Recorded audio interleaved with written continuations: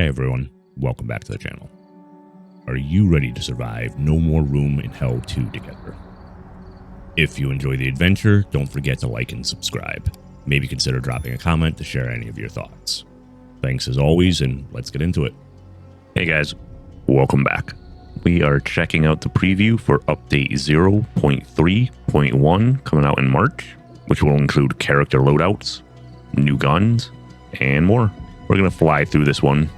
Feel free to pause at any time if you want to read up on the details. As with most of these updates, they like to take a little bit of time to review the past changes. Nightmare just came out in February, and in my opinion was a pretty good update that brought a lot of good changes. But the team continues to move forward into March and especially into April with their even bigger update coming. They pull up the roadmap that we reviewed last time. Not seeing any changes here, so we're not going to spend too much time on it. Jumping into the meat and potatoes of the March update, we have loadouts and credits. So one of the big things they wanted to work on for No More Room in Hell 2 was a progression system, and this is the start of that, or the continuation of that. Sorry for the low resolution of this, but we see that they're buying a pistol, that they're buying a maybe a large wrench. In a later screenshot, we see some flashlight batteries, bandages, med kits, mass casualty kit, revive syringe, the gene therapy. You see at the top above bandages, another battery section, which I assume maybe includes things like boards. We see grenades, which probably has pipe bombs and proximity mines and other things. We see the melee weapon and we see the guns. They let us know they have a couple concepts in development, but this is kind of their first stab at adding to the progression system. They've mentioned a few times in here that there is no real money involved in purchasing these. This is all match-earned in-game credits. They say this is an entirely new system, will allow players to earn greater rewards for surviving their games and then better equip themselves for riskier runs. Seems like they're continuing the joke as if the Nightmare mode exists. Ha ha ha, very funny, Torn Banner. They elaborate that they have more features in mind for the future to use match-earned credits.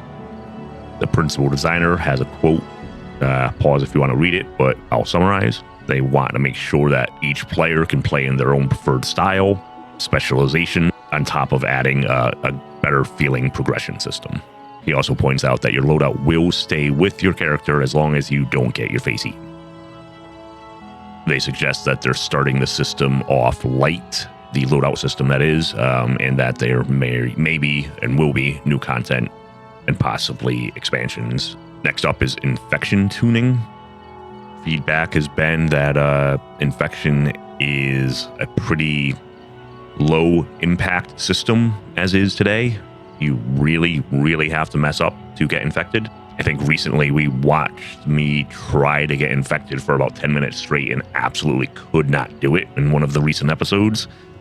But to get infected naturally in game, you basically need to run yourself out of stamina and then get grabbed and then still fail the F mash, which is not very likely.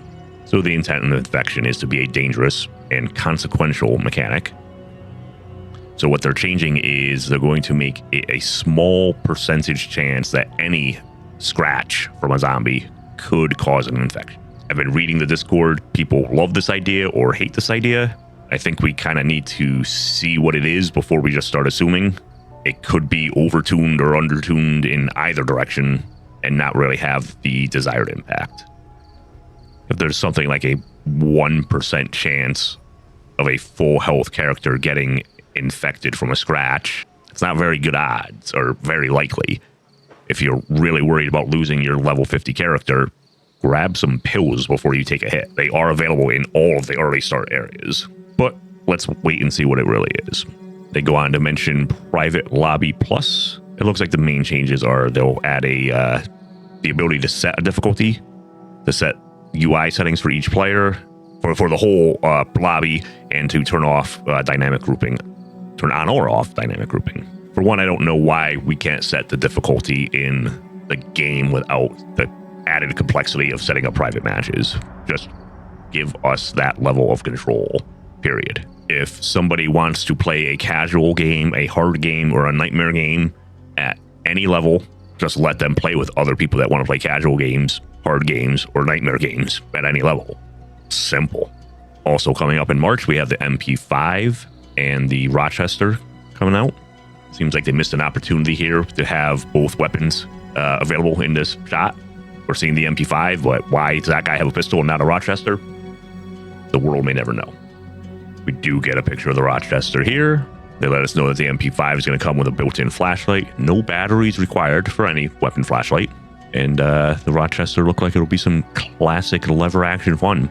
Both of these weapons harken back to the first No More Room in Hell. So classic weapons, it seems, for the old school players. And that's it. I'm excited to see these changes. I kind of think the progression system will be a good start. It looks like maybe they're only putting in starter weapons, not even mid-tier weapons, really. But it's a start. Maybe we don't want it to be OP. I think we can get around it being OP by having very expensive mid-tier items, or just you had to play 6,000 games for late-tier weapons. I don't know. In early access, I think you can experiment a little bit and just see what you want. But I am okay with starting off with just the basics and seeing where it goes. Looking forward to the infection system maybe meaning something. Kind of hoping they plan on tuning down those visual effects. It is a lot. It is a lot of yellow stuff all over your screen for the rest of your 45-minute game if you get infected early. I think the audio is pretty well balanced, and I like it. I understand the point of the visual. That tunnel vision kind of just does add to the stress of running around, not quite seeing something, making it a little harder to find pills, yada yada, but it's also a lot and not necessarily the prettiest. So all good things. And then the April reanimation update coming a month after. Looks like good things on the road ahead. As always, thank you so much for watching. Interested in seeing more? Here's another video on your screen. If you liked anything you saw, please consider hitting the like button, subscribing, or sharing your thoughts in the comments. Thanks again, and I'll see you next time.